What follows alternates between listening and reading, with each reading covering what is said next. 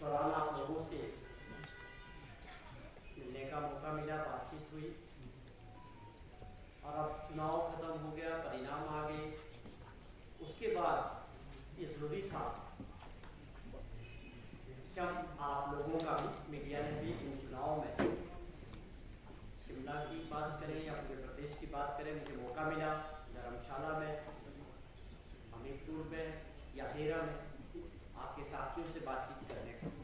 सबके सहयोग से और प्रदेश की जनता, खासतौर पे हिमाचल प्रदेश के जो मतदाता हैं इन क्षेत्रों में जहां पर ये बाई इलेक्शन था, हम कांग्रेस पार्टी की तरफ से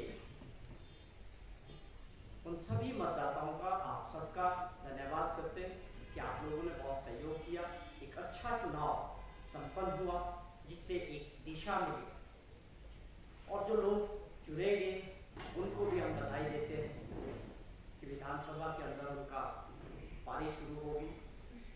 हम सभी को बधाई देते हैं और साथ में जिन परिस्थितियों में लगातार हिमाचल प्रदेश में चुनाव 18 महीने के कार्यकाल में तीसरी बार हिमाचल प्रदेश के लोगों ने और मतदाताओं ने कांग्रेस पार्टी को और माननीय मुख्यमंत्री ठाकुर सुखविंदर सिंह सुक्खू जी और उनकी सरकार पर अपना विश्वास किया।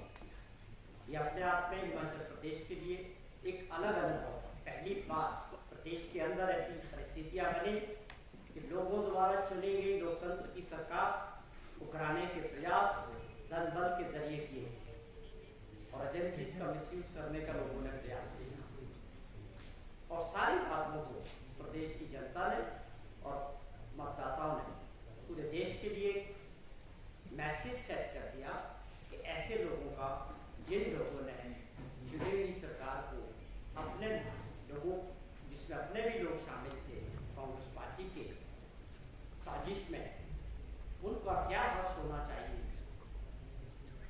वो आप लोगों के साथ। आप देखेंगे 9 में से तकरीबन 6 लोग जिनको विधानसभा में होना था 5 वर्ष के लिए लोगों ने भेजा था, आज उनमें से 6 लोग विधानसभा नहीं पहुंच पाए। ये अपने आप में लोकतंत्र की बहुत बड़ी सुंदरता है। कई बार हम इन चीजों को भूल जाते हैं कि असली ताकत लोकतंत्र में वोट के जरिए जनता के हाथ में। जिन जनता ने, जिन मतदाताओं 18 महीने पहले आपको विधानसभा का पास दिया था, उन्हीं ने आज वो पास आपसे वापस छीना। तो आप देखिए कि लोकतंत्र की असली सुंदरता क्या है। कई बार कुछ लोग अहम में और अहंकार में इस बात को भूल जाते हैं कि लोकतंत्र क्या है। हिमाचल प्रदेश के मतदाताओं ने लोकतंत्र को मजबूत किया, इसके लिए बधाई के पात्र है। सवाल ये है कि प्रयास हुआ, प्रयास फेल हो गया, जनता की अदालत में गया, जनता का फैसला।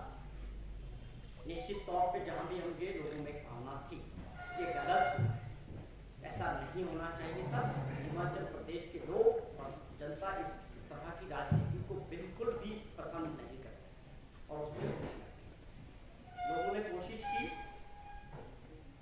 बार-बार तारीखें तय की कि ये सरकार 4 तारीख के बाद पहले राउंड में, दूसरे राउंड में फिर कहा कि सरकार गिरेगी, नहीं चलेगी। बड़ी परेशानी इस बात की थी कि ऐसा क्यों? क्या आप लोग लोकतंत्र के जरिए पहले नहीं रहे मुख्यमंत्री? आपकी सरकार नहीं रही? क्या कारण? वो भी लोकतंत्र था। और हिमाचल प्रदेश की परंपरा रही कि जो लोग, जनता जिनको आदेश देती है वो सत्ता संभालते हैं और जिनको विपक्ष में बैठने का आदेश होता है वो बड़े सभ्यता के साथ उस बात को स्वीकार करते हैं कि जनता का आदेश है, स्वीकार। ये लोकतंत्र की सुंदरता है और हिमाचल प्रदेश इसके लिए जाना जाता है। जो कुछ हुआ मैं समझता हूँ ये अध्याय नहीं खत्म होना चाहिए। जो हमारे प्रदेश की एक अच्छी सोच है पूरे देश के अंदर, उसको हम मिलजुल के, चाहे हम विपक्ष में हैं चाहे सत्ता पक्ष में हैं, उसको दोबारा कायम रखें और इन चीज़ों से फ्यूचर के लिए बचें। जो लोगों का मैंडेट है कि हम अभी 3.5 साल हमारी सरकार माननीय मुख्यमंत्री ठाकुर सुखविंदर सिंह सुक्खू जी की अध्यक्षता में प्रदेश की सेवा करेंगे, लोगों की सेवा करेंगे जो एक मकसद था। और मुझे लगता है कि प्रदेश के लोगों में भी यही बात देखी गई कि लोग अभी चाहते हैं कि मुख्यमंत्री जी को समय मिलना चाहिए, उनको कुछ काम करने का जज्बा है, वो आम आदमी के लिए, लोगों के लिए, हर वर्ग के लिए, चाहे वो किसान है, बागबान है, चाहे सरकारी कर्मचारी है, चाहे युवा साथी है बेरोजगार, सबके लिए कुछ ना कुछ करने की मंशा थी। लेकिन जिन परिस्थितियों में लगातार 18 महीने के कार्यकाल में हमको 3 आपदा से गुजरना पड़ा, लेकिन सबके आशीर्वाद से, आप लोगों के सहयोग से, चाहे वो आर्थिक आपदा थी, चाहे उसके बाद प्राकृतिक आपदा थी, चाहे राजनीतिक आपदा थी, तीनों आपदा को हमारी सरकार ने आप जनता के सहयोग से और आशीर्वाद से आज पास किया है। आज दोबारा से कांग्रेस पार्टी, जहां जनता ने 22 दिसंबर में 2022 में 40 एमएलए के साथ कांग्रेस पार्टी को सत्ता में बैठने का हुक्म दिया था, आज दोबारा जनता के सहयोग से दोबारा कांग्रेस पार्टी 40 एमएलए के साथ पूर्ण बहुमत के साथ, मुझे इस बात की खुशी है कि विपक्ष के नेता का मैं देख रहा हूँ पिछले 2-3 दिनों से मीडिया से जब बात कर रहे हैं, अब उनका भी थोड़ा रुख बदला, ये अच्छे संकेत है, अच्छी बात है कि जयराम जी इस बात को समझ गए हैं कि हमें लोकतंत्र की जो है मर्यादाओं का सबको ख्याल रखना पड़ेगा। उन्होंने अब कोई डेट तय नहीं की है अगली डेट सरकार कराने की, ये अच्छी बात है, बहुत अच्छी बात है। मैं समझता हूँ बहुत अच्छा उन्होंने इस बात को समझ लिया है कि जनता क्या चाहती है हिमाचल प्रदेश की, और खास तौर पे जो है आपको जो है कोई डेट तय नहीं की है, और आप आगे एक सकारात्मक विपक्ष का रोल हिमाचल प्रदेश के विकास के लिए मिलके सत्ता पक्ष के साथ करेंगे, ऐसी हमें उम्मीद है। ये ठीक है कि अंदरूनी परिस्थितियां भाजपा के अंदर कुछ और है, वो जो राजनीति समझते हैं, मीडिया वाले लोग भी राजनीति को अच्छी तरह समझते हैं, परिस्थितियां अंदर बदल रही है, लीडर्स हो गए 3-4 लोग, उनके बीच क्या चल रहा है, और ये चीजें और भी गंभीर होने वाली है भाजपा के अंदर। जिस तरह से कुछ लोग, खासतौर पे मैं सुधीर शर्मा जी की बात करूं तो वो एक महत्वाकांक्षा के तौर पे कांग्रेस पार्टी में मंत्री बनने के लिए जो डेस्परेशन थी, और उनकी वजह से कितने लोग आज बेचारे घर बैठते हैं जो चुनाव में विधानसभा में नहीं आ पाए। कुछ लोग उनकी बातों में आ गए और उन्होंने अपनी पार्टी को साजिश में शामिल हुए। अब वो लगता है कि जीतने के बाद काफी उत्साहित है, वो बहुत ज्यादा उत्साहित नजर आ रहे हैं, बार बार मीडिया में आके बहुत सारी चीजें फेंकने की कोशिश कर रहे हैं सरकार के खिलाफ। उसका क्या आधार है, उसमें कितनी सच्चाई है, वो नहीं, केवल एक माहौल बनाने का प्रयास उन्होंने पिछले दिनों किया। जीतने के बाद मैं समझता हूँ काफी उत्साहित हो गए, पर मैं इसको और भी आगे समझ रहा हूँ। ये जो संकेत है उनके, जो अब वो नहीं पूछते हैं, वो भाजपा के नेताओं को, जयराम जी को या बिंदल साहब को पूछ के ना दिल्ली जाते हैं, ना नड्डा जी से मिलते हैं, ना शाह साहब से मिलते हैं, तो इनसे पूछ के नहीं जाते। अब वो सीधे एक लीडर हो चुके हैं भाजपा के अंदर। मैं एक संकेत दे रहा हूँ, अगर वो समझदार होंगे तो समझ जाएंगे कि उनकी मंशा जो कांग्रेस पार्टी में पूरे जीवन भर रहे, उनके पिता ने कांग्रेस पार्टी को कहां से पूरा अपना संघर्ष जो है कांग्रेस के साथ लगाया, कांग्रेस के साथ किया, उसके बाद जो व्यक्ति कांग्रेस पार्टी को छोड़ सकते हैं, तो भाजपा वालों को भी मुझे लगता है कि अपने घर को समझने की जरूरत है कि अब आगे क्या महत्वाकांक्षा होने वाली।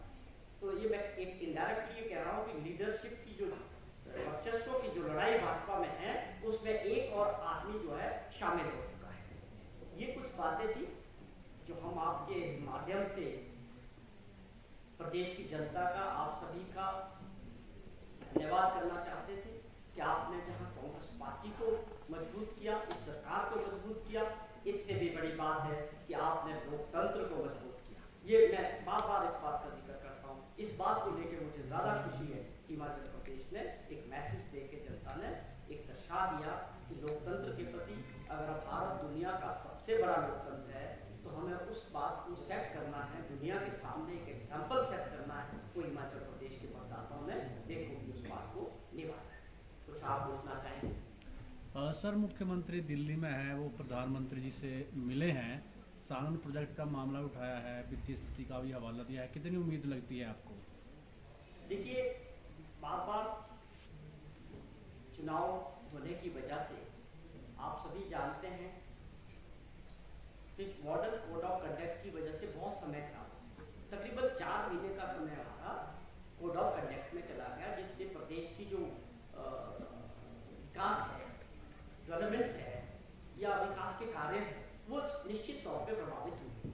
अब इन चीज़ों से जैसे मुख्यमंत्री बाहर निकले, फारिग हुए, कोड ऑफ कंडक्ट खत्म हुआ, रिजल्ट्स आए हैं, उस दिल्ली गए, माननीय प्रधानमंत्री जी देश के तीसरी बार जब ओथ लिए तो एक उनसे भी मिलना था, एक अच्छी कॉल भी थी, लेकिन उससे ऊपर प्रदेश के हितों को लेके प्रधानमंत्री जी से मिले। कल मुलाकात माननीय मुख्यमंत्री जी की हुई और साफ तौर पे जो है प्रदेश हित से जुड़े हुए मुद्दे, और आप समझें कि जो प्रदेश की आर्थिक स्थिति है उसको लेके माननीय मुख्यमंत्री जी ने प्रधानमंत्री जी के सामने सारी बातें रखी कि हमें विकास की दृष्टि से हिमाचल प्रदेश के कुछ ऐसे काम हैं, ऐसी मदद है जो होने चाहिए। वो अच्छा उनको उसके लिए प्रधानमंत्री जी से आश्वासन मिला है, बड़ा पॉजिटिव मीटिंग रही है और उनको उम्मीद है, हम सबको भी इस बात की उम्मीद है कि हिमाचल प्रदेश की जो मदद है वो भारत सरकार से होनी चाहिए। उसमें कुछ ऐसे भी मुद्दे हैं जो हमारे राइट्स भी बनते हैं, तो इन चीज़ों को लेके और मंत्रालय में भी वो लगातार मिलते हैं। कल भी 2-3 सरफेस ट्रांसपोर्ट मिनिस्टर से मुलाकात हुई और बिजली मंत्री श्री मनोहर लाल खट्टर जी से भी बात हुई, उसमें भी जो उनके प्रोजेक्ट्स हैं सोलर ऊर्जा को लेके, पावर प्रोजेक्ट्स के जो थे, उसको सारी बातों को लेके एक कंसर्न मुख्यमंत्री जी के दिमाग में है कि हमें बड़ी तेज़ी से प्रदेश के विकास के लिए जो संसाधन की कमी है उसके लिए हम भारत सरकार के पास, हर मंत्रालय के पास जाके कुछ योजनाओं को आगे बढ़ा सकें। ये एक सबसे बड़ा मकसद उनका है इस यात्रा का रहा।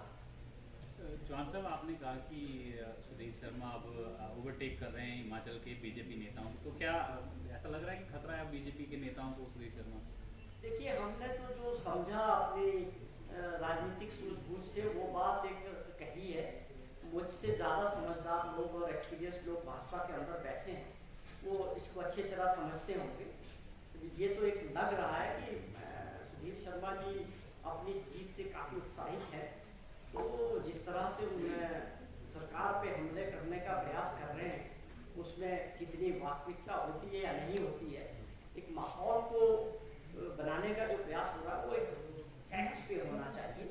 विपक्ष की बार बार मैं बात करता हूँ, विपक्ष को जिम्मेवार होना बहुत ज़रूरी है, विपक्ष का बहुत इम्पोर्टेंट रोल है। विपक्ष तो ये मतलब नहीं है कि आप बिना वजह, बिना आधार के सरकार के खिलाफ, मुख्यमंत्री के खिलाफ मीडिया का सनसनीखेज फैलाने के उद्देश्य से काम नहीं होना चाहिए। प्रदेश, हमको ये नहीं भूलना चाहिए कि जो प्रदेश की जनता है वो हमसे ज़्यादा जानकारी रखती है, हमसे ज़्यादा जागरूक है, हर बात को हमसे ज़्यादा बेहतर समझती है। आप उनको नकली चीज़ों से, गलत बयानबाजी से गुमराह नहीं कर सकते हैं। मेरी यही बार बार दरख्वास्त रहती है कि विपक्ष को भी अपना रोल समझना चाहिए, चाहे वो सुधीर शर्मा जी हो, चाहे वो दूसरे व्यक्ति। मेडिकल कॉलेज नेत्रॉप की ज़मीन का मामला है जो सब क्लेम कर रहे हैं। मेडिकल कॉलेज नेत्रॉप की ज़मीन का मामला है जो क्लेम कर रहे हैं शख्स मीर बख्श 1000 करोड़ रुपए की मांग कर रहे हैं और ये कह रहे हैं कि क्लेम इतना कोर्ट की तरफ से हुआ है, लेकिन मैं सरकार के साथ बातचीत करने के लिए तैयार हूँ, वार्ता करने के लिए तैयार हूँ, लेकिन सरकार इंटरेस्ट नहीं दिखा रही है इस मामले में। नहीं, जब इस सरकार के अधीन जहन में मामला आएगा, डेफिनेटली गंभीर मामला, इस पर विचार